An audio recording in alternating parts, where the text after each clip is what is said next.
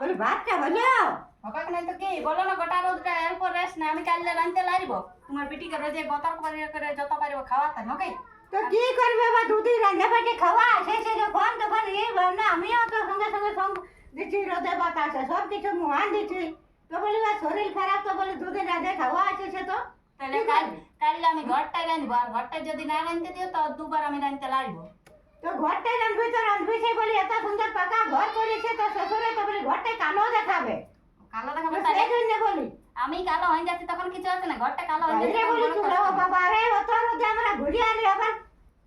এক বছর ঘাস কাটে সে কালো হয়ে দেখাচ্ছে না তুই ঘরটাই রাঁধতে লেগেই কালো হয়ে যাচ্ছে কালো হবে না এত রোদটাই কালো হবে না